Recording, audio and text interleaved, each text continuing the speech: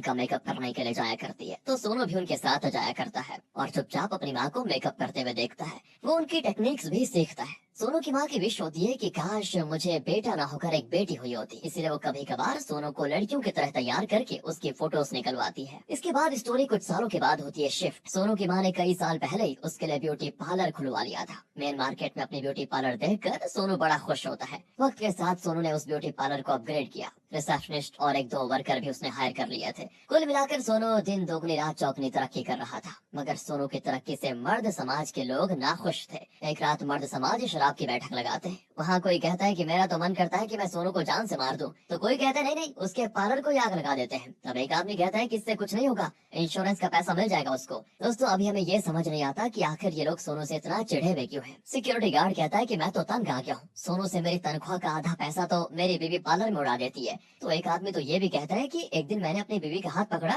तो वो कहने लगी कि तुम सोनू की तरह प्यार से हाथ नहीं पकड़ सकते क्या। अच्छा, तो अब समझ आया कि ये इनकी प्रॉब्लम है सोनू से। तभी एक आदमी कहता है कि क्यों ना इस मामले में हम खलील भाई की हेल्प ले लें। खलील एक्चुअली गुंडा टाइप का इंसान है। ये उसको पैसे देकर ये कहते हैं कि ये तो एडवांस अमाउंट है, काम हो जाने के बाद और भी पैसे मिलेंगे, मगर ये काम हम करवा रहे हैं, इसको सीक्रेट रखना, किसी को कानो कान खबर नहीं होनी चाहिए। खलील भी कहता है कि डोंट वरी, मैं मर जाऊंगा मगर अपने कस्टमर की डिटेल्स किसी को नहीं दूंगा। अब अगले दिन की बात है, सोनू के पार्लर में औरतों की बहुत भीड़ हो जाती है। दरअसल मोहल्ले की परिमाला है ना, आज उसकी बेबी शावर है, इसलिए सारी औरतें आज टिप टॉप लगना चाहती है। सारी महिला मंडली सोनू के काम से बड़ी खुश रहती है। उनका मानना तो यह है कि अगर सोनू किसी को एक बार बस छू भी लेना तो वो औरत तो पहले से ज्यादा हसीन हो जाती है। इस तरह वो औरतों के दिल पे राज करता है दोस्तों, जो कि क्या उन औरतों के हस्बैंड की जेब पर भारी पड़ जाता है। और ये सोनू सिर्फ सुंदर बनाने का काम नहीं करता, बल्कि वो हर औरत को अपनी बहन मानता है, उनकी हर तरह से मदद करने के लिए हमेशा तैयार भी रहता है। जैसे एक लड़की की शिकायत ये होती है कि यार मैं पहले से मोटी हो गई हूँ और इस बात को लेकर मेरे हस्बैंड मुझे ताना मारते रहते हैं, तो सोनू उसे अपने फैट टू फिट प्रोग्राम में पार्टिसिपेट करने को कहता है। मगर वो लेडी कहती है मुझे एक्सरसाइज और डाइटिंग वगैरह करने में बड़ी दिक्कत होती है, वो तो नहीं होगा मुझसे।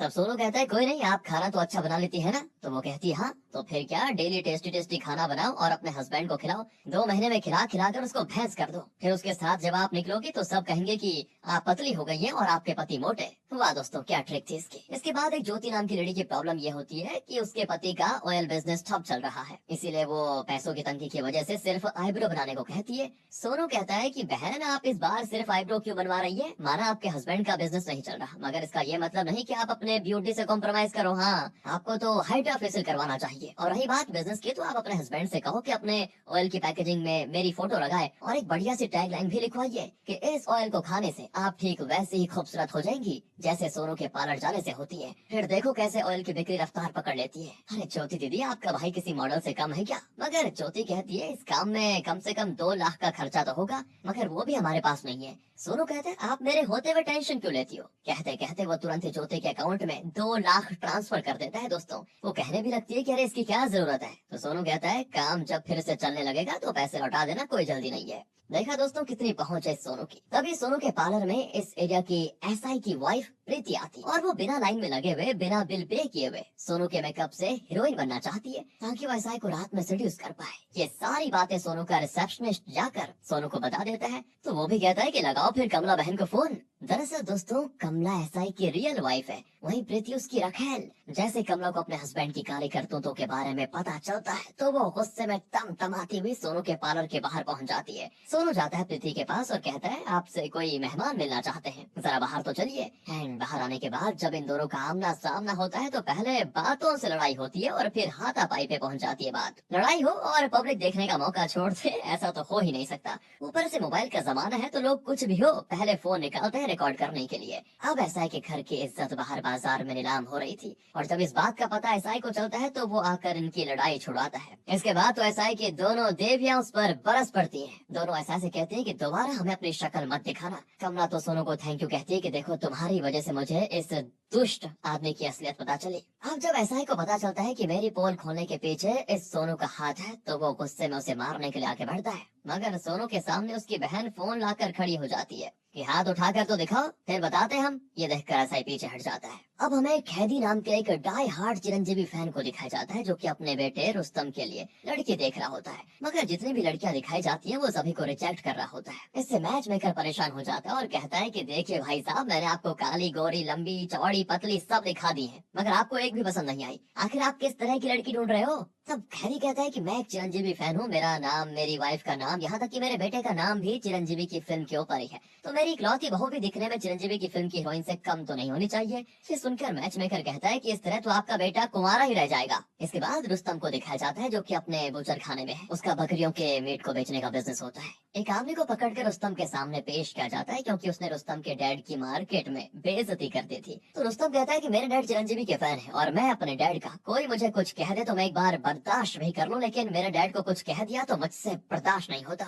रुस्तम ऐसे ही उस आदमी पे गुस्सा था और ऊपर से उसको ये पता चल जाता है कि आज मेरे डैड को मेरे लिए लड़की नहीं मिली, तो वो और गुस्सा हो जाता है कि इस जन्म में शायद मेरी शादी नहीं होगी, और इसी गुस्से में रुस्तम उस आदमी को बकरियों के ढेर में फेंक देता है कटने के लिए। दूसरी ओर एसआई एक रेस्टोरेंट में एक आदमी से घूस ले रहा होता है, तभी वहाँ पर खलील आ जाता है दोस्तों, और एसआई का गुस्सा और बढ़ाते हुए ये कहता है कि मैं समझ सकता हूँ, उस सोनू की वजह से अब ना तो आपके पास घर वाली है और ना ही बाहर वाली, आप कहो तो मैं उसका गेम बजा दूं। एसआई ने अभी अभी जो घूस ली थी वो पैसे वो खलील को देते हुए कहता है कि जैसे एक म्यूजिशियन के लिए सबसे इम्पोर्टेंट उसकी फिंगर्स होती है, वैसे एक ब्यूटिशियन के लिए भी सबसे इम्पोर्टेंट उसकी उंगलियां होती है। मुझे सोनू की उंगलियां चाहिए, मगर ध्यान रहे कि वो उसके हाथ से अटैच न हो। यानी कि दोस्तों, एसआई खलील को सोनू की उंगलियां काट कर लाने को कह रहा है। इसलिए खलील कुछ आदमी को लेकर सोनू का रोड एक्सीडेंट करने की कोशिश करता है, मगर सोनू किसी तरह बच जाता है। तब खलील उतरकर उसके साथ मारपीट भी करने आता है, मगर सोनू अभी मारपीट के मूड में नहीं होता क्योंकि उसकी नजर तो एक खूबसूरत लड़की पर होती है जिसका नाम है जैनी। अब उसको देखते ही सोनू फैसला कर लेता है कि इतनी सुंदर लड़की तो मेरे जैसे हैंडसम लड़के के लिए सेट होनी चाहिए, पर खलील और उसके लोग होते हैं कि बीच में आ जाते हैं। इसीलिए फिर मजबूरी में सोनू को उनसे फाइट करनी पड़ती है। मार पीट कर सोनू उनको भगा देता है और फिर जैनी से जाकर अश्लील बातें करता है, जैसे तुम्हारा बॉडी वेट कितना है, तुम्हारा फिगर कितना मस्त है, वगैरह वगैरह। सोनू का अपनी जबान पर जैसे कंट्रोल ही खत्म हो जाता है जैनी को देखकर। अब जैनी को तो नहीं पता होता कि सोनू दिल से कितना अच्छा इंसान है, वो उसे कोई चीप लड़का समझकर वहीं पर डांट देती है, पर सोनू उसके पीछे पड़ जाता है। अगले दिन वो जैनी के बारे में पता लगाकर उसके जिम पहुंच जाता है और वहाँ वो उसको फाइट करते हुए देखकर और भी ज्यादा इम्प्रेस हो जाता है। फिर वो जैनी से कहता है कि मुझे भी इस जिम में आपसे ट्रेंड होना है। वो कहती है तुम चाह कर भी यहाँ पर ट्रेनिंग नहीं ले सकते क्योंकि ये एक फीमेल जिम है, बॉयज नॉट अलाउड। और तब सोनू जिम की ओनर से कहता है कि दीदी कुछ करो ना।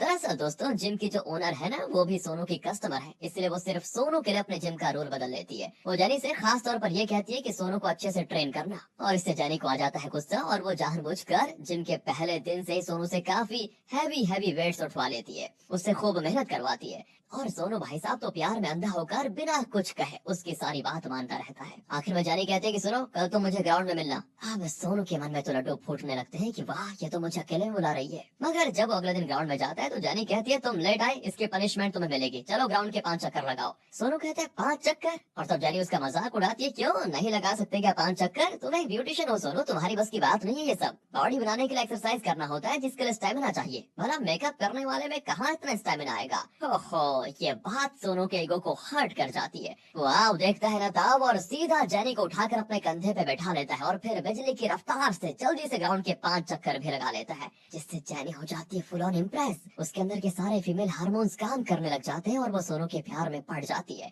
वह अगले दिन जब सोनू जिम आता है तो वो उसे बहुत ही अच्छे तरीके से ट्रीट करती है। फिर वो कल परसों की अपनी हरकत के लिए उससे माफी भी मांगती है। सोनू भी अचानक जैनी में आए हुए इस बदलाव से हैरान हो जाता है। अब इससे पहले कि सोनू कुछ समझ पाता, वो सोनू को लिप टू लिप किस कर लेती है। वह दोस्तों, तो इस तरह से इनका रिलेशनशिप हो जाता है शुरू, और सोनू के रिलेशनशिप में जाने से कई सारी सिंगल लड़कियों का दिल टूट जाता है। अब एक दिन की बात है, सोनू ने जिस ज्योति नाम की लड़की को ऑयल की पैकेजिंग में अपनी फोटो लगाने की परमिशन दी थी ना, वो लड़की अपने हस्बैंड के साथ सोनू के पास आती है और नई पैकेजिंग सबसे पहले सोनू को दिखाती है। इसके बाद जैसे मार्केट में वो ऑयल आता है, सारा का सारा बिक कर तुरंत खत्म हो जाता है दोस्तों। अब एक दिन सोनू जैनी को अपने हाथों से साड़ी पहनाकर मेकअप भी करके उसको अपने अंकल से मिलाने लेकर जाता है, और जैनी सोनू के अंकल से मिलकर शॉक्ड, क्योंकि सोनू के अंकल मुस्लिम होते हैं। दरअसल बचपन में उन्होंने ही सोनू की माँ की बहुत मदद की थी। सोनू की मॉम की मौत के बाद उन्होंने सोनू को संभाला था और इसीलिए सोनू हर चीज में उनकी इजाजत ले लिया करता है। अंकल को भी सोनू की पसंद बहुत पसंद आ जाती है। सोनू के अंकल एक साड़ी की शॉप चलाते हैं वैसे, साथ ही वो गिफ्ट के तौर पर जैनी को साड़ी देते हैं। लेकिन जब सोनू और जैनी यहाँ से जाने लगते हैं ना, तो इन दोनों को साथ में ऐसा ही देख लेता है। अब वो पास आकर जैनी के बारे में उल्टा पुल्टा बोलने लगता है कि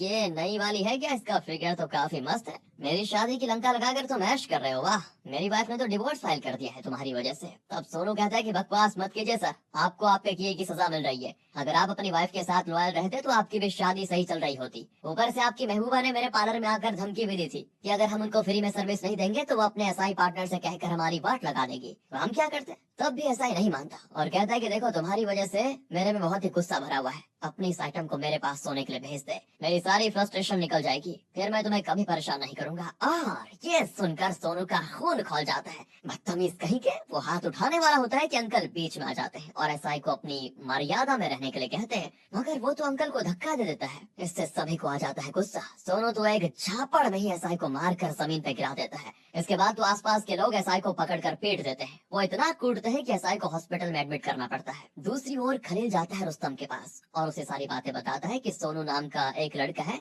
जो लड़कियों के दिलों पे राज करता है। उसने मेरी क्लाइंट्स का जीना हराम करके रखा हुआ है। मेरी खुद की 3 बीवियां हैं, वो तीनों भी मेरा दिमाग खाती रहती है बार बार पार्लर जाने को लेकर। मैं चाहता हूँ कि आप सोनू का कुछ हिसाब किताब बैठाओ। अब खलील गया तो था सोनू का हिसाब किताब बैठाने के लिए, मगर सोनू की फोटो को देखकर रुस्तम के दिल में एक उम्मीद जागती है। वो अपने आदमियों से कहता है कि मेरा सिक्स्थ सेंस काम कर रहा है कि अगर इस दुनिया में कोई मेरी शादी करवा सकता है तो यही वो लड़का है। एक काम करो, अपने कुछ आदमियों को सोनू के पार्लर भेजो और वहाँ की सारी ब्यूटीफुल लड़कों को उठा कर लेकर आओ, शायद उनमें से कोई मेरे डैड को पसंद आ जाए मेरे लिए। दूसरी ओर पार्लर में दोस्तों एक लड़की अपनी बेटी को लेकर आती है। उस लड़की के पक्के काले रंग की वजह से उसकी शादी कहीं पर नहीं हो पाती, इसलिए उसकी माँ सोनू के हाथ पैर जोड़ कर कहती है कि देखो जितना खर्चा आएगा मैं पैसे देने को तैयार हूँ, मगर मेरी बेटी को श्रीदेवी की तरह सुंदर बना दीजिए। सोनू कहता है कि देखिए 19-20 का फर्क करते हैं हम अपने मेकअप से, मगर आप तो आसमान जमीन का फर्क करने को कह रही है। नहीं नहीं, मुझसे तो नहीं हो पाएगा। मगर वो लेडी बहुत ही रिक्वेस्ट करती है तो सोनू मान जाता है और काफी देर अपने चैम्बर में उस लड़की के मुंह पे पता नहीं क्या क्या चीजें लगाता है। फिर वो बाहर आता है तो देखता है रुस्तम के गुंडे वर्कर्स के साथ मारपीट कर रहे हैं और लड़कियों को अपने साथ जबरदस्ती ले जाने की कोशिश कर रहे हैं। ये देखकर सोनू फिर शुरू हो जाता है और रुस्तम के सारे गुंडों की बढ़िया धुलाई करता है। तब एक गुंडा कॉल करके रुस्तम को सारी बातें बताता है कि हम आए तो थे आपके लिए लड़की उठाने, मगर लगता है कि हमें लेने के लिए आपको अब खुद आना पड़ेगा। रुस्तम भी सोनू के पार्लर में गुस्से में घुसता है और अचानक वो उसी लड़की से टकरा जाता है जिसके मुंह पे लिपापोती करके अभी अभी सोनू ने उसको श्रीदेवी की तरह बनाया सुंदर। उसका नाम भी था सुंदरी। सुंदरी को देखकर रुस्तम को पहली नजर में पहला प्यार हो जाता है। सुंदरी फिर अपने घर चली जाती है जहाँ उसे आज एक लड़के वाले देखने के लिए आए होते हैं। वो फोटो में तो सुंदरी को बिल्कुल काली देख कर आए थे, मगर यहाँ तो वो किसी अप्सरा से कम नहीं लग रही। यहाँ तक कि मैच मेकर खुद हैरान था कि इनकी बेटी अचानक इतनी सुंदर कैसे हो गई। तभी वहाँ पर रुस्तम अपने पेरेंट्स को लेकर आ जाता है और सुंदरी के पेरेंट्स से बातचीत करके उसी दिन शादी कर लेता है सुंदरी से। हालांकि सुंदरी के पेरेंट्स बताते भी हैं कि देखो ये सब मेकअप का कमाल है, मेरी बेटी इतनी सुंदर भी नहीं है। मगर श्रीदेवी की तरह लड़की देखकर रुस्तम और उसका परिवार पिघल गया था। वो उसी दिन शादी वगैरह कर लेते हैं। फिर शादी में सोनू को भी आना पड़ता है ब्राइड को थोड़ा टचअप करने के लिए, मतलब उसका मेकअप थोड़ा और निहारने के लिए। और जब शादी कंप्लीट हो जाती है तो सोनू को फिल्म सिटी से कॉल आता है एक हीरोइन का मेकअप करने के लिए, तो वो चला जाता है। एंड यहाँ रुस्तम अपनी पहली नाइट के लिए काफी एक्साइटेड होता है। उतना जितना एक्साइटेड था ना, उतनी ही सुंदरी डरी भी थी कि जब मेरा असली चेहरा इसके सामने आएगा तो पता नहीं क्या करेगा। तो वो रुस्तम से लाइट्स ऑफ करने के लिए कहती है। फिर रुस्तम लाइट ऑफ करके अपनी पहली नाइट एंजॉय करता है। वो खुद को दुनिया का सबसे लकी इंसान समझ रहा था, पर जैसे ही अगली सुबह सुंदरी नहाती है तो उसके बदन से सारी लिपापोती धुल जाती है। और जब वो अपने सास ससुर को चाय देने आती है तो सुंदरी को देखकर वो डर जाते हैं कि तुम कौन हो। जब रुस्तम के सामने सुंदरी सारी बात एक्सेप्ट करती है तो रुस्तम को बड़ा गुस्सा आता है। वो सुंदरी पे हाथ उठा देता है और अपने आदमियों को सोनू के पार्लर भेजकर वहाँ पे तोड़ फोड़ करवाता है। सोनू भी जब ये सब देखता है तो उसके पैरों तले जमीन खिसक जाती है, क्योंकि उसने कभी भी अपने मन में सोचा नहीं था कि मेरी मॉम का गिफ्ट क्या हुआ पार्लर को कोई इस तरह तोड़ देगा। इसके बाद जब गुंडे सोनू को देखते हैं ना तो उसके साथ भी मारपीट कर देते हैं और बताते हैं कि तुमने अपने मेकअप से हमारे रुस्तम भाई को धोखा दिया ना। उनके डैड को जब सच्चाई पता चली ना तो वो पैरालाइज हो गए हैं और तुम्हें तो अब छोड़ने वाले नहीं है हम। मगर जैनी आकर फिर किसी तरह सोनू को वहाँ से भगा लेती है। अब अगले दिन की बात है दोस्तों, न्यूज में ये दिखाया जाता है कि रुस्तम नाम के एक आदमी की शादी में मिनार कुकिंग ऑयल का यूज किया गया था। उसे खाकर 100 लोगों से भी ज्यादा लोगों की तबीयत बिगड़ गई। यहाँ तक कि उस शादी में एमएलए बाबूराव भी आए हुए थे, उनकी भी हालत खराब हो गई। ऐसा कहा जा रहा है कि कुकिंग ऑयल मिलावटी था। अब वो कैरेक्टरलेस एसआई भी इस मौके का खूब फायदा उठाता है। वो इंटरव्यू में ये कहता है कि हम जल्द ही मिनार ऑयल के ओनर सोनू को अरेस्ट कर लेंगे। ये देखकर सोनू के अंकल, जैनी और रिसेप्शनिस्ट तीनों यही सलाह देते हैं कि सोनू तुम अंडरग्राउंड हो जाओ, मगर सोनू है कि उनकी बात नहीं मानता। वो कहता है कि नहीं, मैं अपने नाम को गंदा नहीं होने दे सकता, मैं लोगों के सामने सच्चाई ला कर रहूंगा कि मैं बेकसूर हूँ। तब वो लोग कहते हैं कि पर कैसे, जैसे ही तुम बाहर निकलोगे गुंडे तुम्हारे पीछे पड़ जाएंगे। दूसरी ओर पुलिस तो तुम्हें कुत्तों की तरह ढूंढेगी। सोनू कहता है कि मेरा मेकअप किस दिन काम आएगा। मेरी माँ बचपन से मुझे लैला कहा करती थी, तो अब मेरा लैला बनने का टाइम आ गया है। दोस्तों, अब सोनू इतना मस्त मेकओवर करता है कि क्या ही बताएं। वो एक सुंदर सी लड़की बन जाता है और खुद का नाम लैला रख लेता है। दूसरी ओर रुस्तम के घर पे सुंदरी अपने पैरालाइज्ड ससुर की सेवा पानी करती है। रुस्तम अपने डैड पे बहुत ही गुस्सा होता है कि इतनी अच्छी अच्छी लड़कियों को आपने रिजेक्ट कर दिया और आखिर में ये ढूंढी मेरे लिए आपने। चलो, मैं तो गोरा रंग देखकर दीवाना हो गया था, मगर आप लोगों को तो सही से जांच पड़ताल करनी चाहिए थी ना।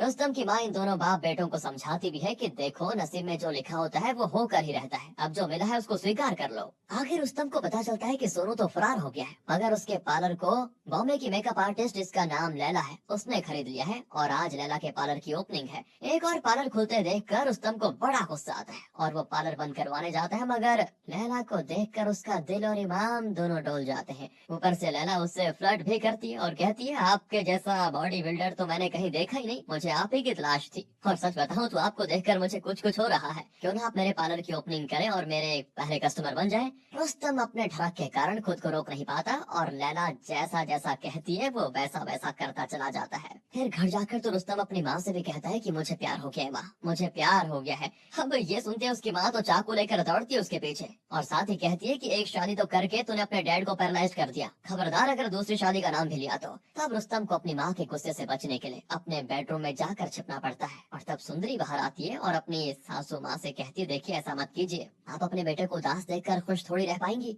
अगर उन्हें किसी से प्यार हुआ है और वो शादी करना चाहते हैं तो उनकी खुशी के लिए एक बार आप लड़की से मिल लीजिए। दूसरी ओर दोस्तों, सोनू की जो लॉयल कस्टमर्स थी ना, वो बिना मेकअप के भूतनी बन जाती है, मगर वो लैला से मेकअप करवाने नहीं जाती क्योंकि वो सोचती है कि लैला कोई ऐसा नॉर्मल मेकअप करती होगी। वो आपस में बातें करती है कि बताओ, सोनू ने ज्योति की मदद की और जब सोनू पे मुसीबत आई तो पता नहीं ज्योति कहाँ छिपी बैठी है। वो सामने आकर सच क्यों नहीं बता देती कि वो तेल की कंपनी सोनू की नहीं बल्कि ज्योति के पति नागराज की है। तब इन लेडीज के फोन पे दोस्तों एक मैसेज आता है कि सोनू से मिलना है तो इस जगह पे आ जाओ। फिर अगली रात लैला उन औरतों के साथ कहीं सुनसान इलाके में प्राइवेट मीटिंग करती है और अपनी हकीकत बता देती है कि मैं ही सोनू हूँ, आप सभी पार्लर आ सकती हैं। इतने दिनों के बाद इन्हें जब लैला की सच्चाई पता चलती है तो वो खुश हो जाती है, साथ ही उनको सोनू की फिक्र भी होती है। वो लोग कहते हैं कि तुम पार्लर के लिए अपनी जान जोखिम में क्यों डाल रहे हो। तब सोनू बताता है कि जब मैं काफी छोटा था तभी से मैंने देखा कि मेरी मॉम के साथ मेरे डैड शराब पीकर मारपीट क्या करते थे और एक दिन तो वो अचानक कहीं चले भी गए, जिसकी वजह से रूम रेंट वगैरह मेरी माँ नहीं भर पाई और मकान मालिक ने हमें आधी रात में घर से निकाल दिया। और तब अब्दुल अंकल ने हमें सहारा दिया। उन्होंने एक मुसलमान होते हुए भी हम हिंदू माँ बेटे को अपने घर में जगह दी, मेरी माँ को अपनी बहन की तरह माना।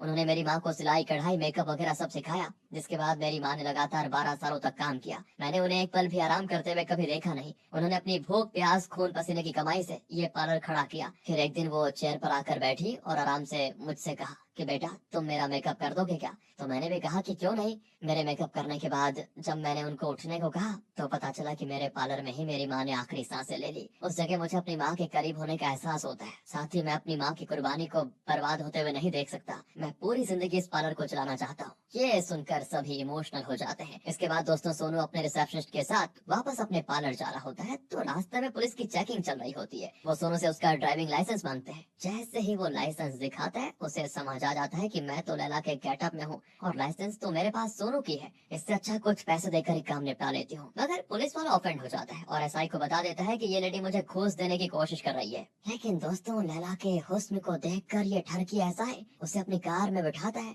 और उसके साथ चिकनी चुपड़ी बातें करके उसको सेट करना चाहता है। अब लैला जैसे कार से उतरती है ना तो सामने रुस्तम को देखकर घबरा जाती है। तब रिसेप्शनिस्ट बताता है कि मैंने इन्हें कॉल करके बुलाया है। अब तक लैला तो एसआई के साथ हंस हंस कर बातें कर रही थी ताकि उसकी चोरी ना पकड़ी जाए, मगर वो रुस्तम के सामने रोने लगती है ये कहते हुए कि मैं अपना लाइसेंस लाना भूल गई थी तो इस नीच एसआई ने मेरा फायदा उठाने की कोशिश की। और इसके बाद क्या था, दोनों एसआई और रुस्तम आपस में झगड़ने लगते हैं। फिर रुस्तम लैला को उसके पार्लर तक सही सलामत पहुंचा देता है और कहता है कल मेरा बर्थडे है, आपका इंतजार रहेगा मुझे। बर्थडे में दोस्तों रुस्तम की माँ लैला को छू कर भी चेक करती है कि कहीं इसकी गोरी त्वचा भी मेकअप का कमाल तो नहीं, मगर लैला तो सच में गोरी है। ये देखकर वो रिश्ता प्रूव कर लेती है। रुस्तम लैला के साथ डांस वगैरह करके बहुत ही अच्छे से अपना बर्थडे सेलिब्रेट करता है। हालांकि सुंदरी को तो जलन होनी थी मगर वो कुछ कह भी नहीं पाती। तभी पार्टी में आ जाते हैं कुछ गुंडे। दरअसल इस रुस्तम का उनके साथ कुछ पुराना पंगा था। वो रुस्तम को आए तो थे मारने, मगर यहाँ पार्टी में लैला के लिए उसका प्यार देखकर अब वो रुस्तम को एक पेड़ से बांध देते हैं और लैला को बुली करने लगते हैं। वो लैला के ब्लाउज में संतरे देख लेते हैं और सभी को उसकी असलियत बताना चाहते हैं। यहाँ पर अब इससे पहले वो सच्चाई बताते, लैला उन सभी को पीट पीट कर भगा देती है। पर जो मेन गुंडा होता है ना दोस्तों, वो लैला को मारने के लिए एक चाकू निकालता है, जिसे आखिर में रुस्तम पकड़ लेता है। इससे होता यह है कि रुस्तम का हाथ कट जाता है और खून लैला की मांग में गिर जाता है, जिससे रुस्तम तो खुश हो जाता है कि लैला मेरी पत्नी बन गई है अब। अब रात में जैनी सोनू से ये कहती है, अरे तुम ध्यान रखना, लड़कियों की तरह ड्रेसअप होते होते कहीं पूरी तरह लड़की मत बन जाना। रुस्तम के लिए तुम्हारे अंदर फीलिंग्स आ गई तो मेरा क्या होगा। इन दोनों को बात करते हुए खलील पकड़ लेता है और रुस्तम को बुलाता है लैला की सच्चाई बताने के लिए। मगर खलील के बोलने से पहले ही लैला रोने लगती है और कहने लगती है, ये खलील आपके बारे में उल्टी सीधी बातें कर रहा है कि आप मर्द नहीं हो अंदर से, और ये भी कह रहा है कि मुझसे शादी कर लो तो मैं तुम्हें अपनी चौथी बीवी बना लूंगा। इस तरह दोस्तों लैला रुस्तम को खलील के खिलाफ भड़का रही होती है। तभी खलील भी बोल पड़ता है कि लैला लैला नहीं मजनू है, इसकी आवाज मैंने मर्दाना सुनी थी, अगर तुम्हें यकीन नहीं है तो इसके करीब जाकर इसको अच्छे से चेकअप करो। मगर जब रुस्तम उसके नजदीक जाता है तो उसे रोकने के लिए लैला रुस्तम को किस कर लेती है, जिससे फिर क्या था, उसका मूड रोमांटिक हो जाता है और वो खलील को धमका कर वहाँ से भगा देता है कि अगर दोबारा मेरी लैला के बारे में कुछ भी अनाप शनाप कहा तो छोड़ूंगा नहीं तुम्हें। इस तरह आज तो लैला बच जाती है। फिर वो अगले दिन जाती है पुलिस स्टेशन और एसआई के साथ फ्लर्ट करके कहती है, मैं उस दिन रुस्तम को देखकर डर गई थी, इसलिए मैंने पता नहीं क्या क्या बक दिया। असल में आप मुझे बहुत ही पसंद हो, मगर लगता है कि हम एक होने से पहले जुदा हो जाएंगे। दरअसल पार्लर में जो लेडीज आती है ना, वो ये कह रही थी कि सोनू बहुत अच्छा लड़का था और वो तो ज्योति और उसके हस्बैंड नागराज ने मिलकर सोनू को फंसाया उस झूठे तेल के पीछे। वो औरतें तो किसी भी हाल में सोनू को बेकसूर साबित करना चाहती है, इसलिए वो नागराज की तलाश में है। लेकिन अब प्रॉब्लम यह है कि अगर सोनू वापस आ जाएगा ना तो मेरा पार्लर बंद हो जाएगा, इसलिए आप कुछ करते क्यों नहीं, मुझे बस एक बार ज्योति और उसके हस्बैंड से मिलवा दीजिए ना। मैं लेडीज गैंग को बता दूंगी कि मैं नागराज से फलाने ढाबे पे मिलने जा रही हूँ, तो वो भी आ जाएंगी वहाँ पर, और हो सकता है कि वहाँ सोनू भी आ जाए और तब आप उसको अरेस्ट कर लीजिएगा। एसआई को लैला का प्लान बिल्कुल सही लगता है। जब रुस्तम को पता चलता है कि लैला को एसआई ने पुलिस स्टेशन बुलाया था तो वो भी समझ जाता है कि ठरकी एसआई लैला का फायदा उठाना चाहता है, इसलिए वो तुरंत ही पंडित से बात करके शादी की डेट फिक्स करवा के लैला को अपनी शादी का कार्ड देने जाता है। अब शादी का कार्ड देखकर लैला परेशान हो जाती है, उसे समझ नहीं आता कि इस रुस्तम से पीछा कैसे छुड़ाया जाए, ये तो कुछ ज्यादा ही चेप हो रहा है। तब वो कुछ सोचती है और एक रात रुस्तम को मिलने के लिए बुलाती है और खुद फेस पे कपड़ा बांध कर आती है, सीधा रुस्तम के गले लग जाती है। तभी लैला सामने आती है। लीजिए दोस्तों, लैला ने एक चाल चली थी, उसने जानबूझकर एक लेडी को फेस पे कपड़ा बांध कर आने को कहा और उसे रुस्तम को हक करने के लिए कहा। जब वो दोनों हक कर रहे थे तभी लैला आ जाती है और रुस्तम पर इल्जाम लगाती है कि अच्छा तुम मुझे चीट कर रहे हो, इसीलिए हमारा ब्रेकअप, अब मैं तुम्हारे साथ और नहीं रह सकती। अगर तुमने मेरे करीब आने की कोशिश की ना तो मैं फेविकोल पीकर मर जाऊंगी।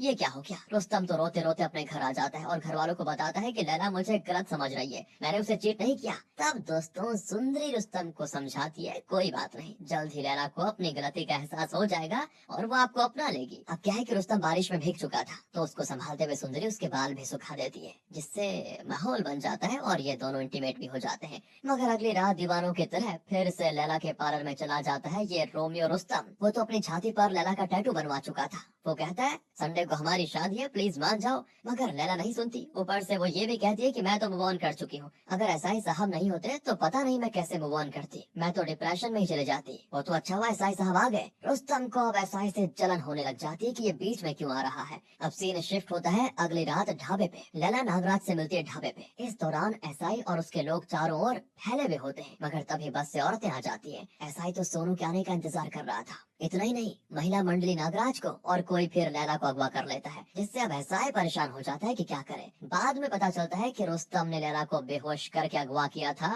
ताकि शादी कर पाए वो उससे। पंडित जी कहते हैं कि मुहूर्त निकला जा रहा है, दुल्हन को होश में लाइए। तब रुस्तम कहते हैं नहीं पंडित जी, ये उठ जाएगी तो तमाशा खड़ा कर देगी, हमें इसकी बेहोशी में ही शादी और सुहागरात सब करना होगा, इसको कल होश में लेकर आएंगे हम। मगर जैसे ही रुस्तम लैला से शादी करने लगता है वहाँ ऐसा आकर बवाल खड़ा कर देता है, जिससे क्या था, लैला भी होश में आ जाती है और देखती है कि ये दोनों तो मुझे पाने के लिए पागल हुए जा रहे हैं। वो लैला को अपनी ओर खींचने लगते हैं और इसी खींचातानी में लैला की विग उतर कर एक खंभे पे लटक जाती है। लैला इन दोनों की नजरों से बचते हुए किसी तरह अपना विग समेटने की कोशिश करती है, मगर खलील आकर इन दोनों का ध्यान लैला पे दिला देता है। आखिर में लैला विग तो हासिल कर लेती है उछल कर, पर उसके एक संतरे गिर जाते हैं। जिसे एसआई अपने पैरों तले कुचल डालता है। अब लैला समझ जाती है कि मैं तो गई काम से। फिर क्या था दोस्तों, एसआई गुस्सा करना शुरू करता है कि मैंने अपने दोस्तों रिश्तेदारों को तुम्हारी फोटो दिखा दी थी, मैं तो तुमसे डेस्टिनेशन वेडिंग करना चाहता था। वहीं रुस्तम को तो हार्ट अटैक आते आते रह जाता है। वो कहता है कि मैंने तुम्हारा क्या बिगाड़ा था भाई, जो तुम हर बार मेरे साथ इतना खतरनाक प्रैंक कर रहे हो, मेरी जान लेकर रहोगे क्या। तब लैला यानी सोनू उसको समझाता है कि आप तो मेरे प्लान में कभी थे ही नहीं, मैं कभी भी आपका बुरा नहीं करना चाहता था, मगर किस्मत ने आपको बलि का बकरा बना दिया, इसके लिए मैं आपसे माफी मांगता हूँ। रुस्तम अपने घर जाकर अपना गला काट कर अब मर जाना चाहता है, मगर सुंदरी चाकू को अपने हाथों से पकड़ लेती है और रुस्तम को समझाती है, आप चिंता क्यों करते हैं जी, आप बहुत ही हैंडसम हैं, आपको लैला से भी कई गुना ज्यादा खूबसूरत लड़की मिल जाएगी। तभी सुंदरी को वोमिटिंग होने लगती है, जिससे उसके घर वाले समझ जाते हैं कि सुंदरी रुस्तम के बच्चे की माँ बनने वाली है। तब सुंदरी की सास रुस्तम को समझाती है कि भले ही सुंदरी दिखने में तुम्हारे हिसाब से अच्छी नहीं है, मगर ये बहुत ही चरित्रवान है, इसका स्वभाव बहुत ही अच्छा है, इसने तुम्हारे पिता की कितनी सेवा की पता है, पूरे घर को कितने अच्छे से मैनेज करके रखा हुआ पता है, और तुम हो कि गोरी चमड़ी के पीछे पड़े हुए हो पागल, तुम्हें सुंदरी से ज्यादा और कोई प्यार नहीं कर सकती। इसीलिए मैं तो यही कहूंगी कि तुम दिमाग से दूसरी शादी का ख्याल ही उतार दो और सुंदरी को अपना लो। जिसके लिए रुस्तम भी आखिर में राजी हो जाता है दोस्तों। और अब रुस्तम और सुंदरी का मामला तो सेट हो गया है, मगर एसआई ने सोनू को अरेस्ट कर लिया है। बात कोर्ट तक पहुंच जाती है,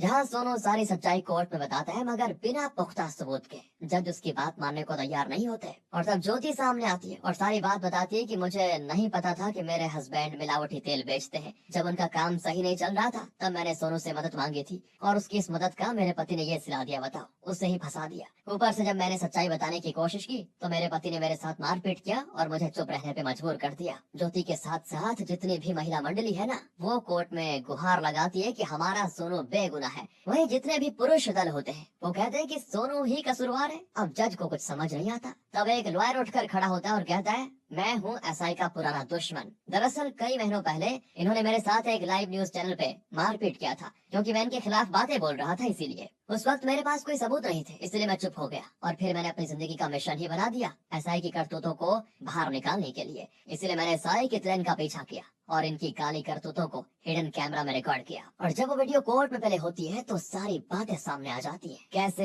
एसआई रेस्टोरेंट में घूस ले रहा था। फिर उसने खलील से कहा कि मुझे सोनू की कटी हुई उंगलियां चाहिए, ये भी। फिर उसने सोनू की गर्लफ्रेंड के साथ जब छेड़छाड़ की और लोगों ने उसे कूट कर हॉस्पिटल पहुंचा दिया, तब भी एसआई बड़बड़ाता रहा था कि मैं तो सोनू को जान से मार ही डालूंगा। इसके बाद जब रुस्तम की शादी में मिलावटी तेल से लोगों को फूड पॉइजनिंग हुई तो नागराज अकेले में एसआई से मिलने गया और उसने सारी बातें स्वीकारी कि ये कंपनी मेरी ही है, मगर कुछ ले देकर अगर बात बन जाए तो अच्छा रहता। और फिर सोनू की फेम की वजह से जितने भी तेल की बिक्री हुई उसका प्रॉफिट का 50% नागराज ने एसआई को दे दिया। जेब तो गर्म हो गई थी। फिर इसी मौके पे चौका मारते हुए एसआई ने मीडिया में बयान दे दिया कि इस तेल का कंपनी का मालिक सोनू है, उसी ने मिलावटी तेल बेचकर इतने लोगों की जान को खतरे में डाला।